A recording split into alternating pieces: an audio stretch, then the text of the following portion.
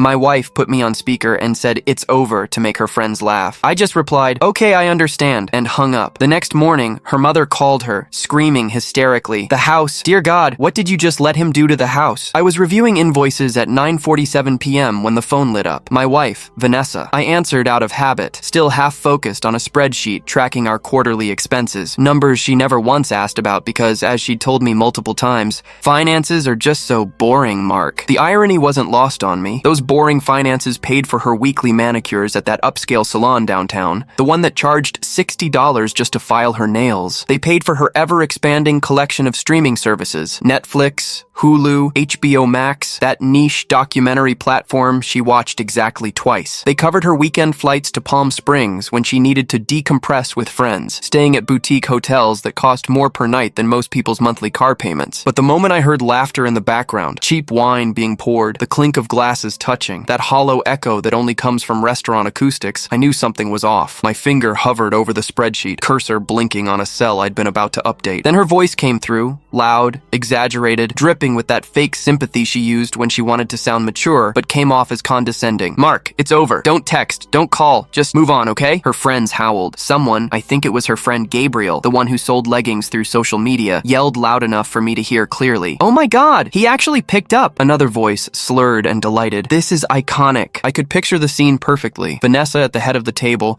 phone held up like a trophy, face flushed from her third glass of rosé. Her friends leaning in, hands covering their mouths, eyes wide with the kind of anticipation you see at a reality TV finale. This was entertainment. I was entertainment. I stared at my computer screen for exactly 3 seconds. The numbers blurred slightly. My jaw tightened, then relaxed. Then I said very calmly, "Okay, I understand," and hung up. 13 seconds total. That's how long it took her to end a 7-year marriage, or at least, that's how long she thought it took. I set my phone face down on the desk. The office was quiet except for the hum of my laptop and the distant sound of our neighbor's dog barking. I took a breath, slow and measured, then reached for my mouse. No yelling, no questions, no begging or demanding explanations, just silence. Then I opened a folder on my desktop labeled Exit V. 11 months of quiet preparation sat inside. Spreadsheets, scanned documents, legal forms with stamps and signatures, authorization letters, account statements, property deeds, a meticulously organized timeline that read like a disaster preparedness manual, because that's exactly what it was. You see, I learned early in our relationship that Vanessa loved chaos and hated paperwork. The chaos fed her. It gave her stories to tell, drama to post about,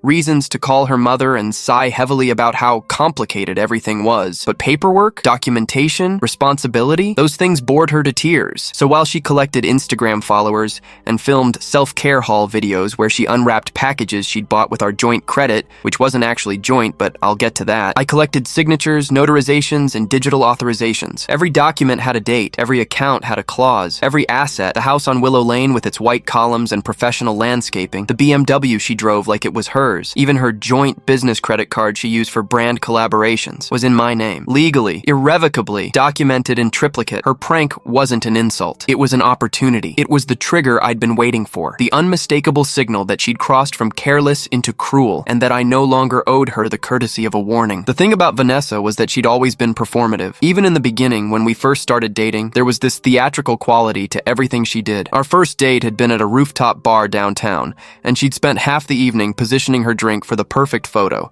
adjusting the angle 3, 4, 5 times until the sunset hit the glass just right. I'd found it charming back then, endearing even. She was vibrant and alive in a way I wasn't, and I thought maybe her light would balance out my darkness. What I didn't realize was that everything with Vanessa was a transaction. Every moment had to have an audience. Every experience had to be documented and validated by strangers online. When she told me she loved me for the first time, 6 months into our relationship on a beach in Santa Monica, she'd made me wait while she set up her phone on a timer to capture the moment. The "I love you" wasn't just for me. It was content. I should have seen the warning signs, but I was lonely and she was beautiful, and I convinced myself that her need for validation was harmless. Just a generational thing, I told myself. Everyone her age lives on their phones. But it wasn't harmless. It was corrosive, because when everything is content, nothing is sacred. Our engagement wasn't a private moment between two people. It was a 3-minute Instagram story with romantic music and strategic camera angles. Our wedding wasn't a celebration of commitment. It was a branded event with a custom hashtag bag,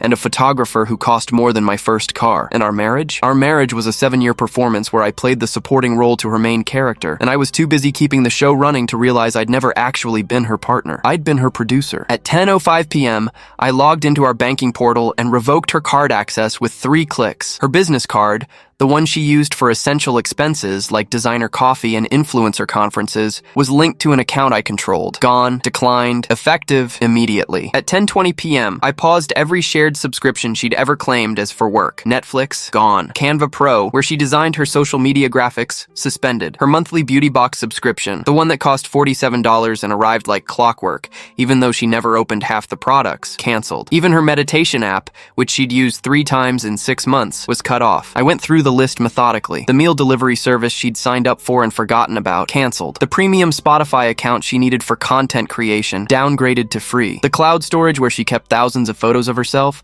access revoked. The wine club membership that sent her 2 bottles every month, terminated. Each click felt like removing a thread from a tapestry, and with each thread removed, the picture became clearer. She'd been living a life that was never actually hers. It was borrowed, rented, built on my credit, and sustained by my silence. At 10:33 p.m., I called the locksmith I'd vetted 2 months earlier. "Tomorrow morning, 8 a.m. sharp," I said. "I'll text you the address." He didn't ask questions. I'd already prepaid. We'd discussed the job in detail weeks ago. New deadbolts, new garage code, new smart lock system. Everything would be changed, and only I would have the new access codes. Then I made tea. Chamomile, from the loose leaf tin Vanessa bought once, used twice, and forgot about. I poured it into a plain ceramic mug, sat back down at my desk, and reviewed the next phase of my plan. No shaking hands, no angry playlist, no throwing things or punching walls or any of the dramatic reactions she would have posted about if the roles were reversed. Just methodical, surgical silence. Vanessa thought control meant volume. She thought power came from who could yell loudest,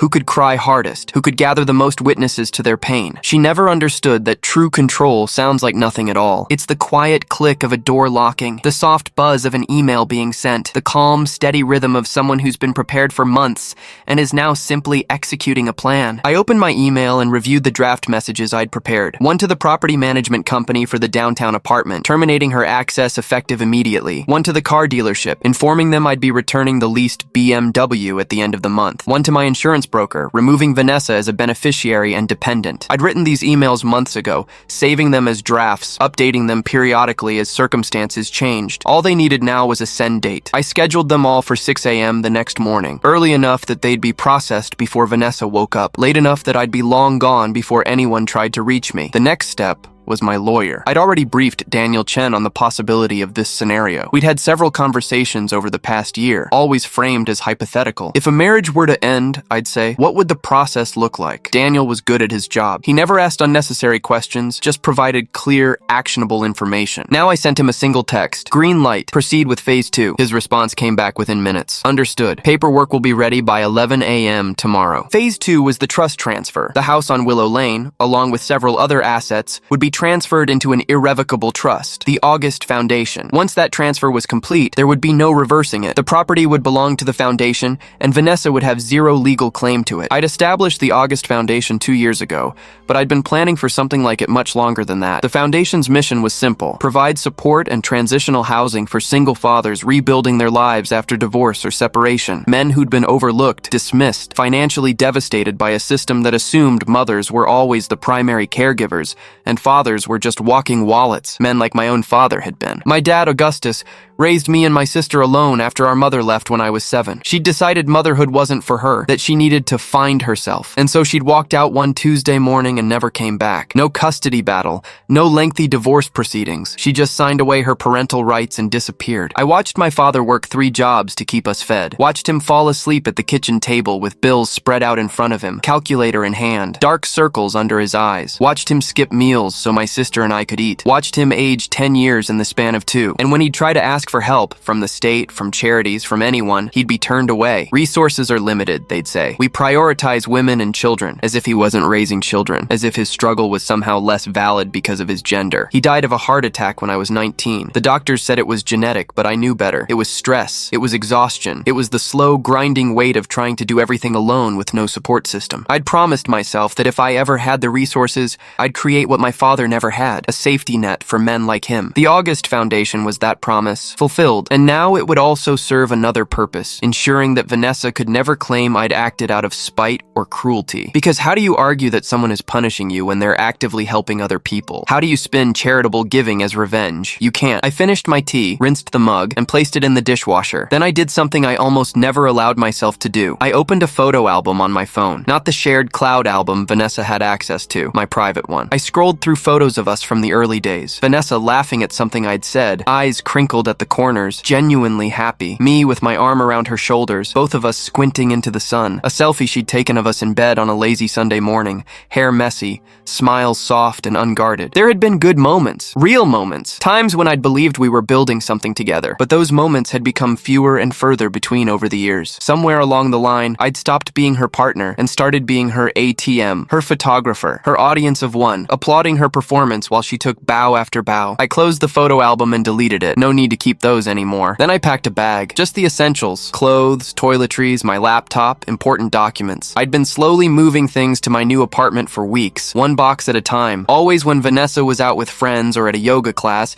she'd stopped attending after the first month, but kept paying for because she liked the idea of being someone who does yoga. By 11:30 p.m., I was ready. I looked around the office one last time. My office, really, since Vanessa never came in here. Too boring, she'd said. Too much like work. I turned off the lights and walked out of the house on Willow Lane for the last time. The next morning, Vanessa probably woke up around 10:40 a.m. I know her patterns. I'd lived with them for 7 years. She'd have opened her eyes slowly, head pounding from too much wine, mouth dry and sour. The hotel room, or wherever she'd crashed with her friends after their big performance, would be too bright, sunlight cutting through cheap curtains she forgot to close. Her phone would be somewhere on the floor, screen cracked maybe, battery at 11%. She'd check it out of habit, scroll through Instagram, see the photos from last night. The group shot where everyone's holding their wine glasses up, the candid of her mid-laugh, the story she posted with the caption, "Sometimes you just have to choose you." 43 likes, 12 comments, "Yas, queen, proud of you. You deserve better." She'd smile to herself, still smug, still convinced she'd done something empowering. Then she'd try to buy breakfast. I can picture it perfectly. She walks into that trendy cafe on 3rd Street, the one with the exposed brick and the overpriced avocado toast. She orders her usual truffle omelet, oat milk latte, maybe a side of those candied bacon strips she pretends to feel guilty about eating. The barista rings it up, $28. Vanessa taps her card, declined. She frowns, taps it again. Sometimes the machine is glitchy. Declined.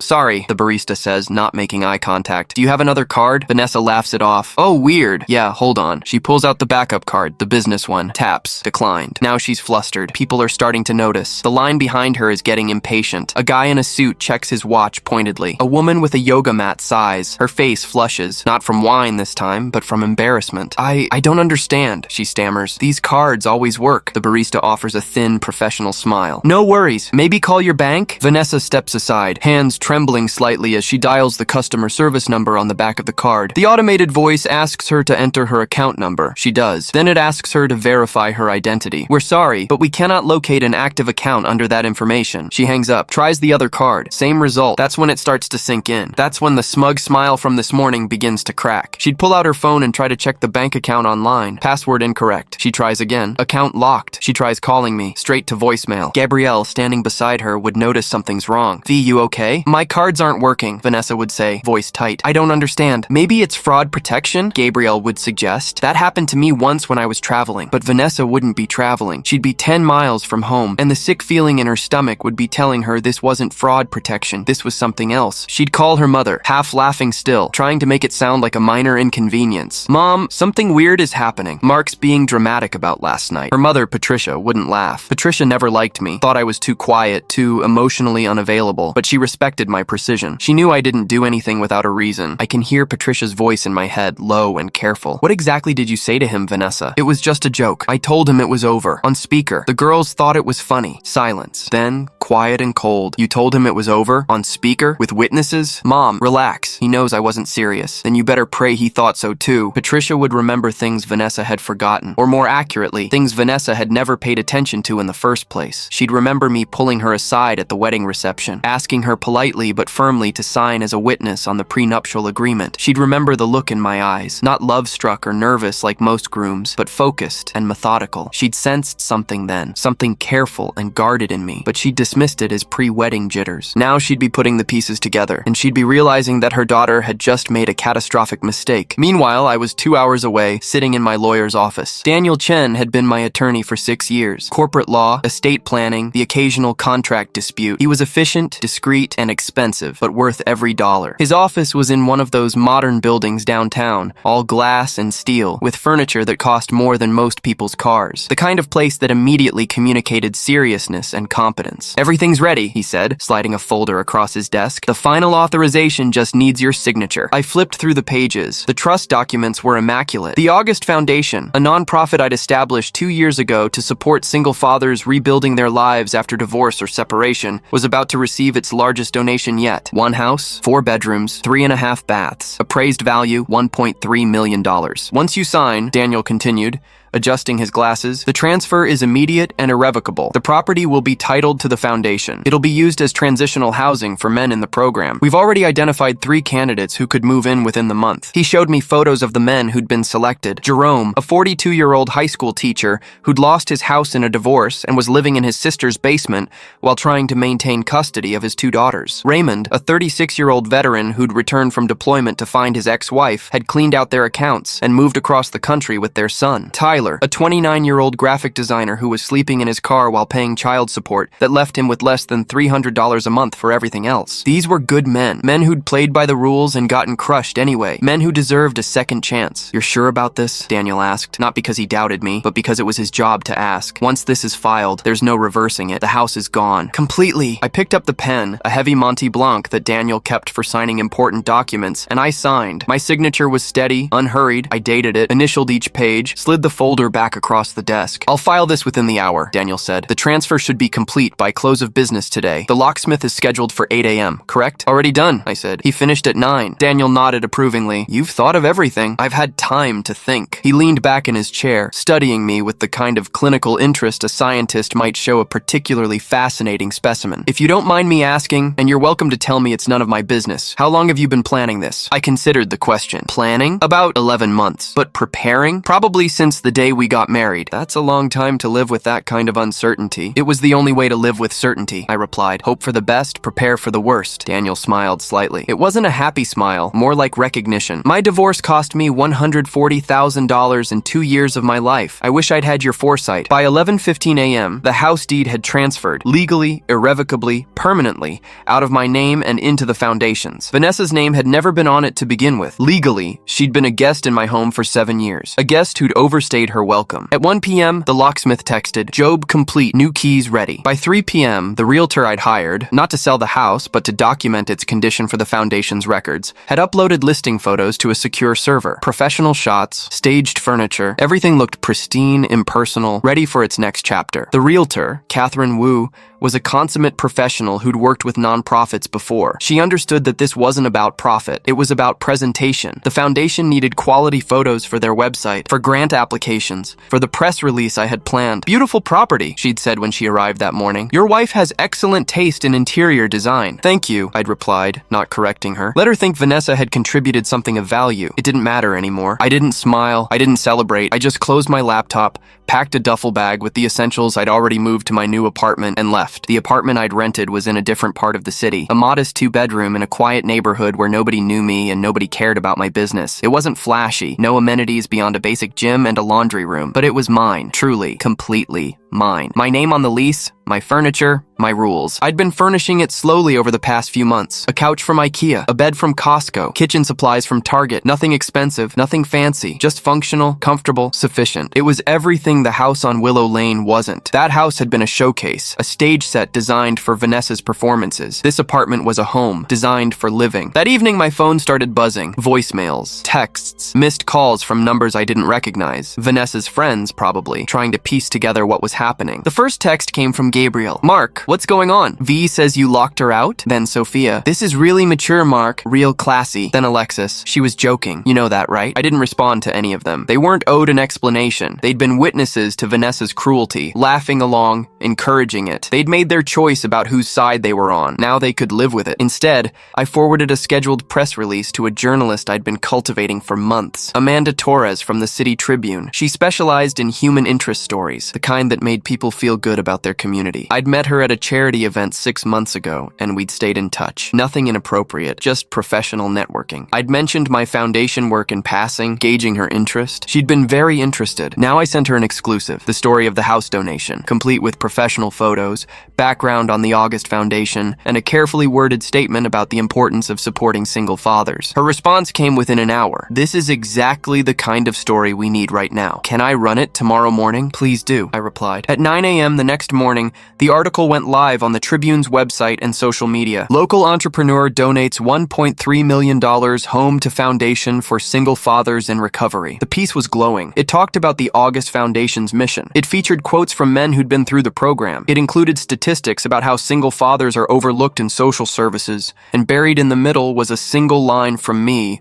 provided anonymously through my lawyer. Sometimes the quietest men leave the loudest lessons. Within an hour, the article had been shared 300 times. Within 2 hours, 1,000. Local influencers were reposting it, calling it inspiring and beautiful. A city council member commented that she'd look into additional funding for similar programs. The narrative was set. I was the generous philanthropist, the quiet good guy making a difference. And Vanessa? Well, anyone who'd seen her post from 2 nights ago, the wine glasses, the celebration, the caption about choosing herself, could do the math. I didn't read the comments, didn't need to. The message was out. The documentation was public. The house was gone. Not sold, not leveraged, not hidden in some shell company. Given away to people who needed it. Vanessa couldn't fight charity. She couldn't spin this as me being cruel or vindictive. How do you argue against a man who donated his own home to help struggling fathers? Around 9:27 a.m., Patricia called Vanessa. I know this because Vanessa's neighbor, Mrs. Kowalski, an elderly woman who'd always been kind to me and considerably less warm to Vanessa, later told me that she'd heard screaming that morning. Not Vanessa screaming, Patricia screaming through the phone,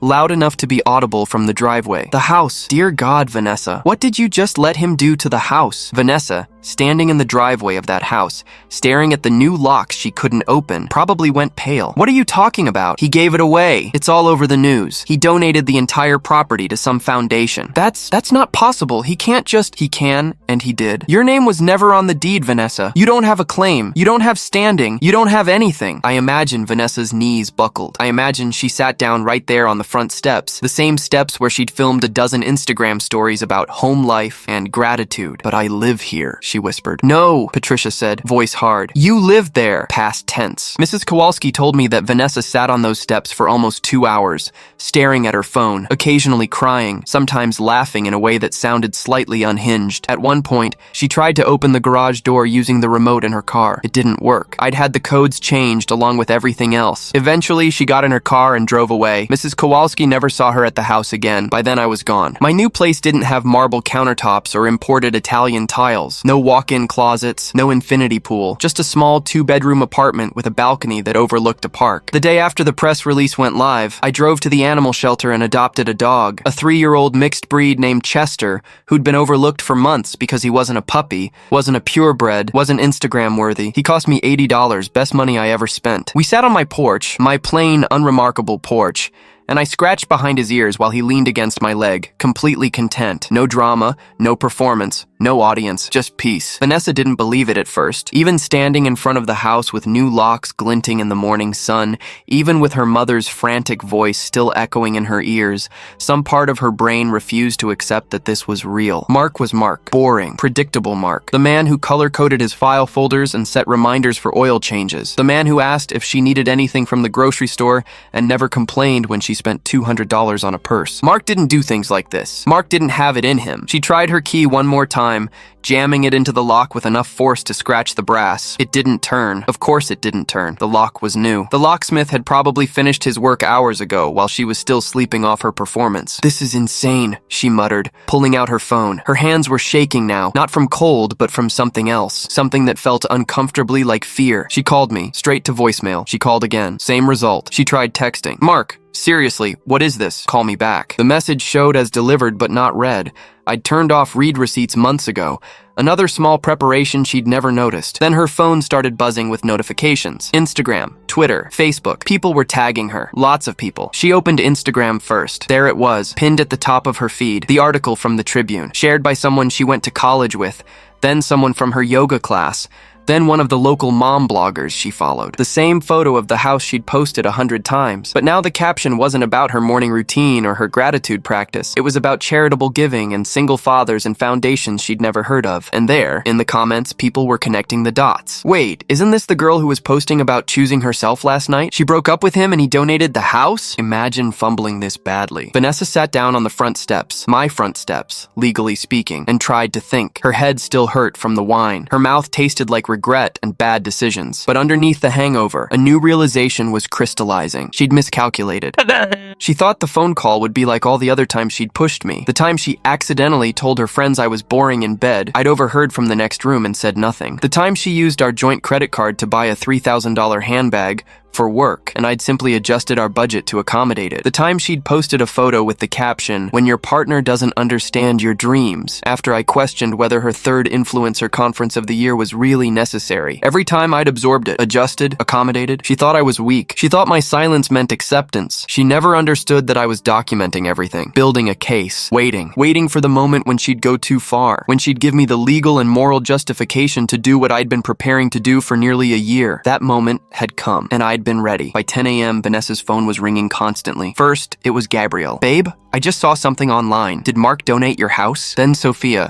Is this real? There's an article about some foundation and it shows your address." Then Alexis. "V, what the hell is happening?" Vanessa didn't answer any of them. Instead, she opened her social media and watched her carefully constructed world begin to collapse in real time. The article had been shared 47 times already. Her neighbors had seen it, her old co-workers, people from high school she hadn't spoken to in a decade. The comments were brutal. "Imagine getting dumped so hard your ex gives away the whole house. She's been posting about that house for years. I can't believe it was never hers. This is what happens when you treat people like props. Play stupid games, win stupid prizes." Someone had even dug up her post from the night before, the one with the wine glasses, and screenshot it next to the headline about the donation. The juxtaposition was damning. Her celebrating while I was already executing my exit. One comment in particular caught her eye. Notice how he didn't sell it, didn't trade it, gave it away to help people. Meanwhile, she's out here treating their relationship like a joke. Who's laughing now? 237 likes on that comment. Vanessa's carefully curated image was fracturing in real time. She was supposed to be the protagonist of this story, the woman who left because she deserved better, the brave soul choosing herself. Instead, she was becoming the villain, the ungrateful wife who mocked her husband and lost everything. Her follower count started dropping, slowly at first, 5 followers, 10, 20, then faster. She watched the number tick down like a countdown clock. Every lost follower felt like a tiny rejection, a small vote of no confidence. By noon, she'd lost over 300 followers. People were unfollowing her in real time, and worse, they were commenting on her old posts. Under a photo of her in the kitchen making smoothies. "That's not even your kitchen, lol." Under a selfie captioned, "Home is where the heart is." Well, not anymore. Under a post about relationship goals, "This aged like milk." At 11:30 a.m., Vanessa received a text from a number she didn't recognize. "This is Daniel Chen, Mark's attorney. We need to speak regarding the property at 847 Willow Lane and your personal belongings. Please call this number at your earliest convenience." Her stomach dropped. Attorney. Of course Mark had an attorney. Of course this was all planned. Of course every single thing she'd assumed about her life was wrong. She called the number with trembling fingers. Daniel answered on the second ring. His voice was professional, neutral, the kind of tone that revealed nothing. "Miss Reed, thank you for calling." "What's happening?" Vanessa demanded, her voice cracking slightly. "Why can't I get into my house?" "The property at 847 Willow Lane is no longer under Mr. Ellis's ownership. As of yesterday morning, it was transferred to the August Foundation, a registered 501c3 nonprofit organization. But I live there. According to our records, you are not listed on the property deed, the mortgage, or any rental agreement. You are not legally a tenant." Vanessa felt like the ground was tilting. The world was spinning and she was trying to hold on to something solid, but everything was slipping through her fingers. "That's insane. We're married. It's our house." "California is a community property state," Daniel acknowledged, his tone still infuriatingly calm and measured. "However, the property was purchased prior to your marriage, using funds from Mr. Ellis's separate assets. You signed a prenuptial agreement waiving claims to any property acquired before the marriage." "I never signed a prenup." There was a pause, a significant pause, the kind of pause that communicates worlds of information in its silence. voice. Ms. Reed, I have your signature on file. Notarized and dated March 15th, 2018. Vanessa's mind raced back. March 2018. They'd gotten married in April, just a few weeks before the wedding. She remembered Mark asking her to sign some papers. They'd been at dinner, that nice Italian place she liked, and he'd pulled out a folder between the appetizer and the main course. Just standard stuff, he'd said. Marriage license paperwork, insurance beneficiaries, banking stuff. The lawyer said we should get it done before the wedding, so there's no last-minute scrambling. She'd been busy planning the wedding, picking out flowers and arguing with the caterer about vegan options, and obsessing over whether the bridesmaids' dresses were the right shade of blush. Paperwork was boring. Mark handled boring things. That was the arrangement. She'd signed where he pointed, initialed where he indicated, barely glanced at what any of it said. Your personal belongings have been packed and placed in storage, Daniel continued, his voice unchanging, as if he were reading a grocery list. Unit 714 at Secure Space on Hamilton Avenue. The first month is prepaid. You'll receive access information via email within the hour. You can't just throw me out. You were never legally a resident, Ms. Reed. This isn't an eviction. This is notification that the property has changed hands, and you no longer have authorization to be there. The words hit her like physical blows. Never a resident. No authorization. Changed hands. Her entire life. Boxed up and put in storage like old Christmas decorations. Vanessa's voice cracked. I want to talk to Mark. Mr. Ellis has instructed me to handle all communication moving forward. This is cruel. This is... Ms. Reed, Daniel interrupted gently, though there was steel underneath the gentleness. I suggest you consult with your own attorney, but I should inform you that any claims you might consider filing would be difficult to substantiate given the recorded evidence from Wednesday evening. Vanessa froze. Her blood turned to ice. What recorded evidence? The phone call on speaker, with multiple witnesses present. You verbally ended the relationship, Miss Reed. You stated, and I quote, "It's over. Don't text, don't call, just move on." Mr. Ellis simply acted on your declaration. She couldn't breathe. The wine-soaked laughter from that night echoed in her memory. The phone held up like a trophy. Her friends cheering her on. The applause. The validation. She'd thought it was funny. She'd thought it was harmless. She'd thought Mark would be hurt, maybe, or embarrassed, and would come crawling back begging for forgiveness. And she'd have that power, that control, that proof that she was the one who mattered. She'd thought wrong. Mr. Ellis was very clear, Daniel continued. He wants this to be as painless as possible. Your belongings are safe. The storage is paid through the end of the month. After that, you'll need to make your own arrangements. Is there anything else I can help you with today? Vanessa wanted to scream, wanted to throw her phone, wanted to break something, anything, to externalize the chaos rioting inside her chest. But all she could manage was a whispered, "No." Then I wish you the best, Miss Reed. You'll receive the storage access information shortly. He hung up. Vanessa sat there on the steps of what used to be her house, phone still pressed to her ear, listening to dead air. By noon, Vanessa was sitting in her car in the driveway, crying. Not the pretty, photogenic crying she sometimes performed for sympathy, where she'd tilt her head just so and dab at her eyes carefully to preserve her makeup. Real, ugly crying. The kind that leaves your face blotchy and your eyes swollen and your breath coming in jagged gasps. The kind where snot runs down your face and you don't even care. The kind that comes from watching your entire life implode in the span of 12 hours. Her phone kept buzzing. More texts, more calls,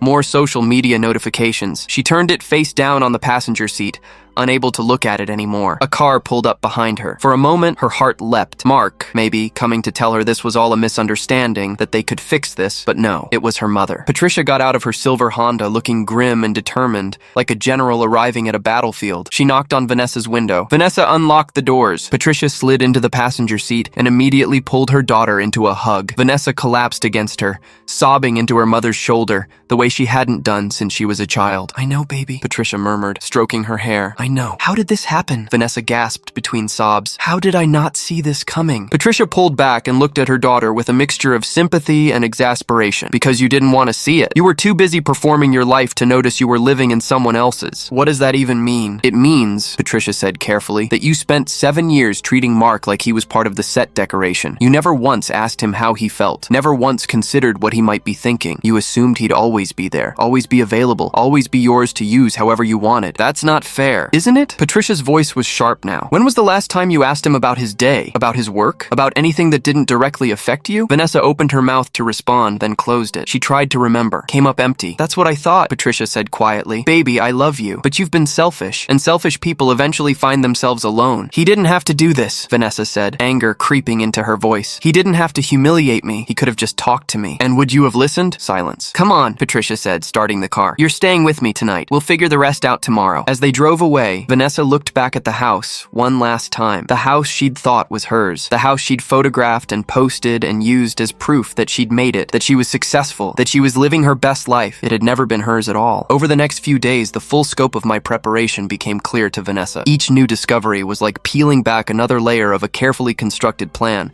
revealing just how thoroughly I'd anticipated every possible contingency. The apartment downtown, the one she'd been using as her creative space, where she filmed content and met with brand representatives, was titled in my name. She received an eviction notice on Thursday. 30 days to vacate, though she wouldn't even last that long because the key card stopped working within 48 hours. The BMW she drove, the one she'd customized with a vanity plate that read, "Blessed," ironic now, was leased under my company. The lease termination notice arrived via certified mail on Friday. The car was to be returned by the following Monday. The credit cards she used for her business expenses, the coffees with potential collaborators, the clothes for content creation, the equipment and props and ring lights were all authorized user accounts, not joint ownership. They were canceled within a week. Even her health insurance was through my employer. Her coverage would end at the month's close. One by one, I revoked everything. Every authorization I'd given her, I now withdrew.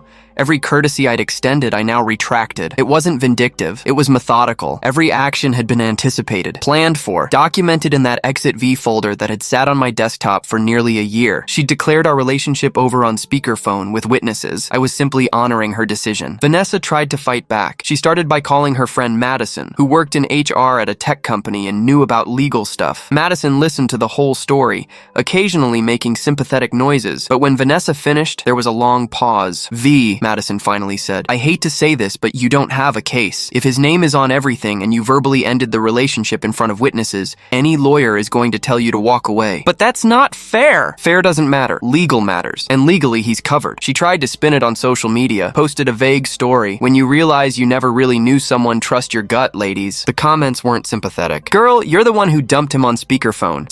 Maybe you should have read the lease before claiming it was your apartment. At least he donated the house to charity instead of just selling it out of spite. Imagine playing yourself this hard." She deleted the story after 20 minutes, but screenshots had already circulated. Nothing on the internet ever really disappears. She tried calling some of her old friends from college, people she thought might take her side. Most didn't answer. The ones who did were awkward, non-committal. They'd seen the article, they'd seen her posts. They were staying neutral, which meant they were siding with me. The narrative had been set, and Vanessa was on the wrong side of it. By the end of the week, Vanessa had moved in with her mother. All her belongings were in storage: clothes, makeup, tech equipment, the ring light she'd spent $300 on, the camera she'd financed and never quite paid off. Everything boxed up in a 10 by 10 unit that smelled like must and failure. Her social media following continued dropping. Not dramatically, she wasn't important enough for a dramatic fall, but steadily, consistently, like a slow leak that eventually empties the tank. She'd built her identity on being aspirational, on showing people the life she had, the beautiful house, the luxury car, the designer clothes, the effortless glamour. But now people knew the truth. It was never her life. It was mine. She'd just been living in it. Vanessa spent her days scrolling through her phone,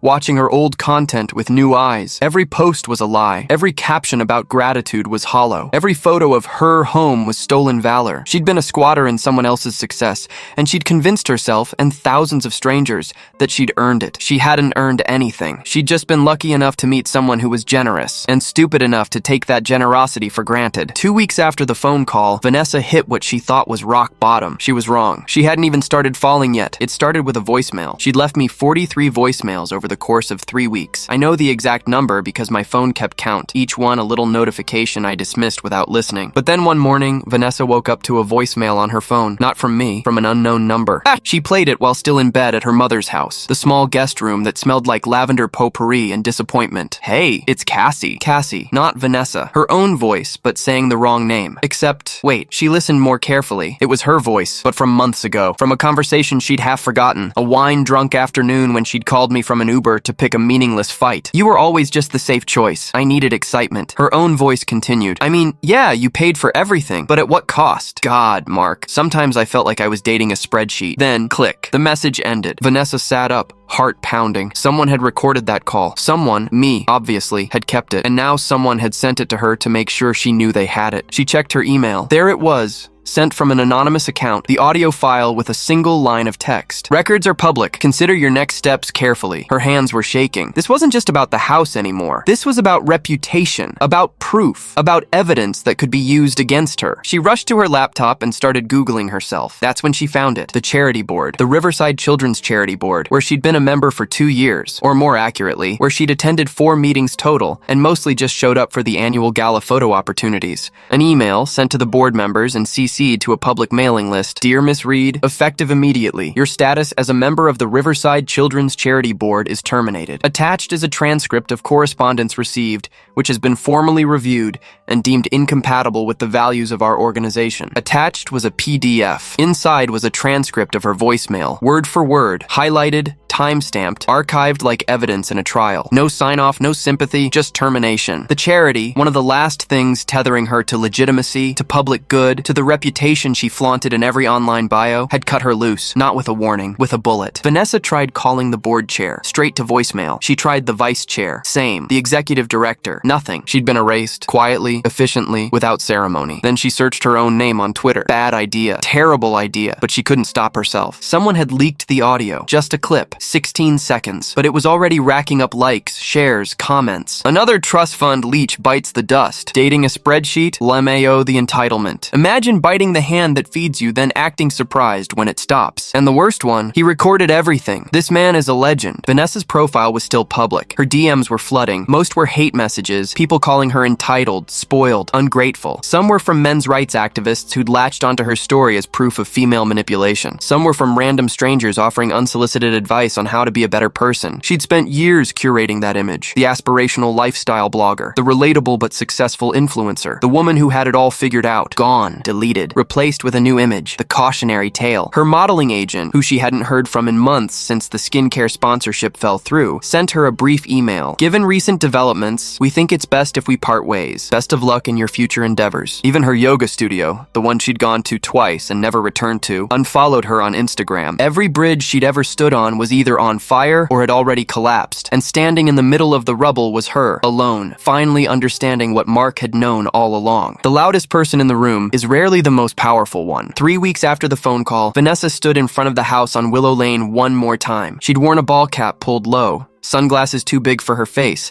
and a hoodie zipped all the way up despite the 82-degree heat. She looked like someone trying not to be recognized, which was exactly what she was. She'd parked 2 blocks away and walked, taking the long route through the neighborhood she'd once considered hers. Mrs. Kowalski had been watering her garden and had pretended not to see her. The Johnsons across the street had been loading groceries and had very deliberately looked away. Everyone knew. Of course everyone knew. The article had made sure of that. She approached the house through the side entrance, the garden gate she'd had installed because it made the property feel more European. She'd never imagined she'd one day be using it like a trespasser trying not to be seen. From inside, she could hear voices. Professional, upbeat, the sound of polite laughter. An open house, of course. The foundation would need to showcase the property, bring in potential residents, show donors how their money was being used. She peeked through the glass doors leading into the kitchen and saw them. A young couple in their 30s, holding hands, pointing out the countertop finishes she had personally picked, asking questions about the appliances, admiring the backsplash. That wasn't the worst part. The worst part was seeing Sophie, Mark's executive assistant, standing beside them with a clipboard, smiling professionally, explaining the foundation's mission and the application process for residency. Sophie, early 20s, efficient, surgically pleasant. She'd once fetched Vanessa oat milk lattes during campaign events. Now she stood in what used to be Vanessa's kitchen, like she owned the place. Vanessa pushed the door open. It wasn't locked. Why would it be, during an open house? Sophie looked up, didn't flinch, just smiled that same professional smile. Hi, Vanessa. Not hostile, not uncomfortable, just neutral, like they were acquaintances running into each other at a coffee shop. Vanessa's voice came out tight. What are you doing here? Managing the viewing, Sophie replied calmly. She turned slightly toward the couple. Would you two excuse me for just a moment? Feel free to look at the sunroom. Those windows are original, by the way. The couple smiled politely and drifted away, clearly sensing tension, but too Minnesota nice to acknowledge it. Sophie turned back to Vanessa. Is there something I can help you with? I want to talk to Mark. He's not available. Then get him on the phone. Sophie's expression didn't change. Vanessa, Vanessa, you don't have standing here. You're not a tenant, you're not a stakeholder, and you're not on any of the sale documentation. If you stay, it's technically trespassing. The words were delivered kindly, almost gently, but they hit like hammers. You're threatening me? Vanessa asked, voice rising. Seriously? You're his assistant and you're threatening me? I'm reminding you of the legal reality, Sophie corrected, which your attorney should have already explained. I don't have a lawyer, Vanessa snapped. Sophie didn't respond to that. Instead, she reached into her briefcase, leather, expensive, probably a gift from Mark, and pulled out a thick manila envelope sealed with a sticker bearing the August Foundation's logo. She extended it toward Vanessa. What's this? Vanessa demanded. Closure! Vanessa snatched it, tore it open with shaking hands. Inside was a single glossy photograph, a still from the night of the prank call, pulled from someone's social media. Vanessa on speaker, wine glass raised in a toast, mouth wide open in mid-laugh, frozen in the exact moment she'd said, "It's over. Don't text, don't call." There was a yellow post-it note stuck to the bottom of the photo, handwritten in Mark's precise script. Always read the room and the contract. Vanessa stared at the photo. She looked so happy, so confident, so certain of her power in that moment. But now it felt like looking at a stranger, like looking at someone who had no idea what was coming. "This is sick," she said, her voice shaking. "This is psychotic. He planned this entire circus just to humiliate me." "No," Sophie said, and for the first time there was something like emotion in her voice. Not sympathy, but a kind of tired patience. "He planned it to protect himself and end things cleanly. You made it public. The speakerphone breakup, the Instagram story, the caption about him being your retirement plan. You lit the match, Vanessa. He just made sure you couldn't burn anything that wasn't already yours." Vanessa's mouth opened, then closed. She looked around at the house. Her house. Except it wasn't. It had never been. The dining table was gone, replaced with different furniture. The couch had been swapped out for minimalist staging pieces. The wine rack was empty. The rose bush in the backyard had been trimmed into neat submission. Her chaos had been edited out of every corner. This wasn't a home anymore. It was a transaction, a property, a charitable asset. She looked back at Sophie, that young woman who used to bring her coffee and now stood in her kitchen like it was the most natural thing in the world. "Tell him he's a coward," Vanessa said. "I'm just the assistant," Sophie replied evenly. Vanessa stepped back toward the door, still clutching the envelope like it might morph into something she could use, some weapon or shield. "I hope he's proud of this," she hissed. Sophie's expression didn't change. "He doesn't feel anything about it. He's done." The words landed with devastating simplicity. Done. Not angry, not hurt, not vindictive. Just done. Vanessa turned and walked out. The couple in the sunroom didn't even notice. No one followed her. No one called after her. She wasn't the ghost of that house. She was just noise, and even that had finally been silenced. When Vanessa got back to her car, she sat in the driver's seat for a long time, just staring at the photo in the envelope. That version of herself, confident, laughing, surrounded by friends, so certain she was in control, felt like it belonged to a different lifetime, a different person. She'd thought she was the one with power because she was the one making the scene, forcing the drama, controlling the narrative. But Mark had understood something she never did. Real power doesn't announce itself. It doesn't need an audience. It doesn't need witnesses or validation or applause. Real power is quiet. It's documentation. It's preparation. It's knowing exactly what you're going to do months before anyone else even realizes there's a problem. She started her car and drove away from Willow Lane for the last time. The house would go on without her. The foundation would use it to help men rebuild their lives. Mark would continue his work, quiet and methodical and purposeful. And Vanessa? Vanessa would have to figure out who she was when she wasn't performing, when she didn't have an audience, when she couldn't post her way out of consequences. It was going to be a long, painful process, but for the first time in years, she was going to have to do it alone. At exactly 8 a.m. the following Monday, the digital ink dried on the final county recorder's document. The house, 4 bedrooms, 3.5 baths, 1 pool, 2 fireplaces, and 0 remaining emotional attachments, was now legally, irrevocably, permanently owned by the August Foundation for Single Fathers. The title had been signed over, notarized, reviewed, approved, and uploaded, along with a press release timed to hit inboxes at 9:01 a.m. The press release was carefully worded, vetted by 3 different attorneys, designed to tell the story I wanted told while remaining legally bulletproof. The August Foundation is honored to announce the donation of a fully furnished residence in Crestmore valued at $1.3 million. The donor, who wishes to remain anonymous, stated, "Sometimes the loudest lessons are taught in silence. This home will provide stability for fathers who have been overlooked for too long." It was picked up by every local news outlet within hours. By noon, it had been shared across social media platforms. By evening, it had been featured on 3 different feel-good news segments. The narrative was set. The good guy donates his house to help struggling fathers. A heartwarming story of generosity and community support. Meanwhile, hundreds of miles away on a porch that faced no ocean, no city skyline, no Instagram-worthy view, just a quiet field and a dog I'd adopted, Mark Ellis sat with his morning coffee and watched the sun rise. Chester sat at my feet, ears flicking in rhythm with the wind. My phone buzzed once, a notification confirming the deed transfer had finalized. I didn't open it, didn't check email, didn't call anyone to celebrate or gloat. I simply took another sip of coffee. Good coffee. The kind I actually liked instead of the expensive stuff Vanessa insisted on buying for the aesthetic, and leaned back in my chair. No anger, no regret, no noise, just peace. Vanessa built her world on attention, on chaos, on the constant need for validation from strangers. She needed witnesses for everything, needed applause, needed proof that she mattered. I built my world on silence, on preparation, on understanding that the most powerful moves are the ones nobody sees coming. And when our two worlds collided, only one of us survived intact. The lesson isn't complicated. Be careful who you mock. Be careful what you take for granted. And be very, very careful what you say on speakerphone. Because sometimes the quietest men leave the loudest lessons, and mine would echo for years.